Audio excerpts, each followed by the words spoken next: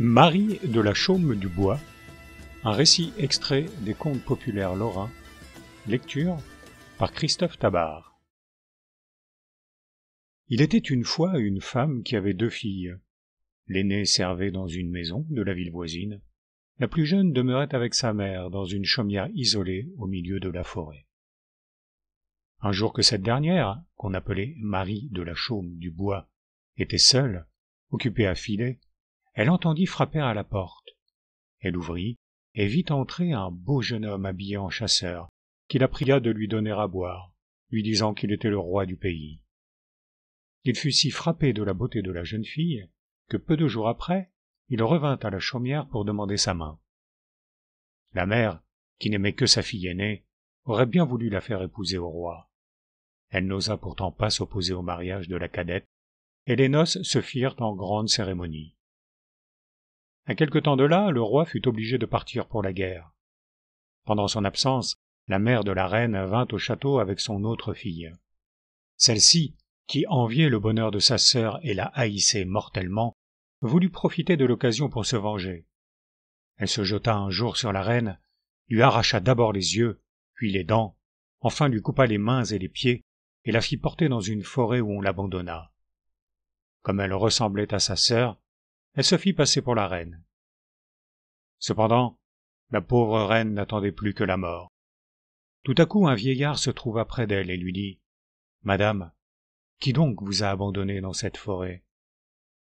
La reine lui ayant raconté ce qui lui était arrivé. « Vous pouvez, dit le vieillard, faire 3 souhaits.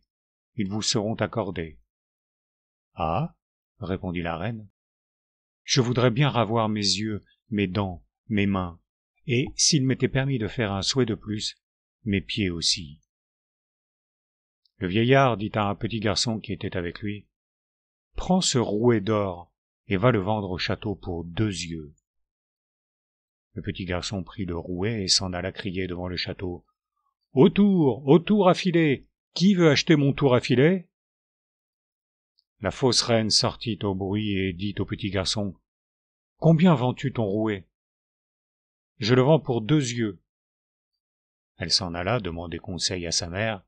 « Tu as mis les yeux de ta sœur dans une boîte, dit la vieille. Tu n'as qu'à les donner à cet enfant. » Le petit garçon prit les yeux et les rapporta au vieillard. Celui-ci ne les eut pas plutôt remis à leur place que la reine recouvra la vue. « Maintenant, dit-elle, je voudrais bien ravoir mes dents. » Le vieillard donna une quenouille d'or au petit garçon et lui dit « Va au château vendre cette quenouille pour des dents. » L'enfant prit la quenouille et s'en alla crier devant le château. « Quenouille, quenouille à filet, qui veut acheter ma quenouille ?» Ah, pensa la fausse reine, que cette quenouille irait bien avec le rouet d'or. Elle descendit de sa chambre et dit au petit garçon, « Combien vends-tu ta quenouille ?»« Je la vends pour des dents. » Elle retourna trouver sa mère. « Tu as les dents de ta sœur, dit la vieille, donne-les à cet enfant. » Le petit garçon rapporta les dents et le vieillard les remit à la reine, si bien qu'il n'y parut plus. Ensuite il donna une bobine d'or à l'enfant. « Va au château, lui dit-il, vendre cette bobine pour 2 mains. » La fausse reine acheta la bobine pour les 2 mains de sa sœur. Il ne manquait plus à la reine que ses pieds. « On ne peut filer sans épinglette et sans mouilloir, dit le vieillard à l'enfant. Va vendre cette épinglette et ce mouilloir d'or pour 2 pieds. » La fausse reine, charmée d'avoir toutes ces belles choses à si bon marché, courut chercher les pieds de sa sœur, que l'enfant rapporta. La reine ne savait comment témoigner sa reconnaissance au vieillard. Celui-ci la conduisit derrière le jardin du château et lui dit de ne pas se montrer encore, et disparut.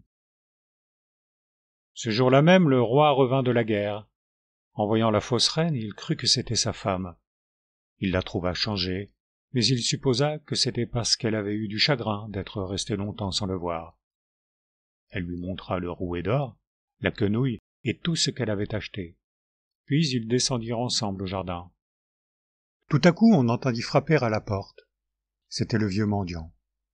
La fausse reine voulait le chasser, mais le roi lui fit bon accueil et lui demanda s'il n'avait rien vu dans ses voyages qui méritât d'être raconté. « Sire, dit le mendiant, il n'y a pas longtemps, j'ai rencontré dans une forêt une dame à qui l'on avait arraché les yeux et les dents, coupé les mains et les pieds. C'était sa sœur qui l'avait traitée ainsi. J'ai envoyé à cette méchante sœur un petit garçon qui lui a vendu un rouet d'or pour ravoir les yeux, une quenouille d'or pour les dents, une bobine d'or pour les mains, une épinglette et un mouilloir d'or pour les pieds. Si vous voulez, sire, en savoir davantage, vous trouverez là-bas, au bout du jardin, une femme qui vous dira le reste. Le roi suivit le mendiant, et fut bien surpris et bien joyeux en reconnaissant sa femme. Il la ramena au château, puis il ordonna d'enchaîner la mère et la sœur de la reine et de les jeter aux bêtes.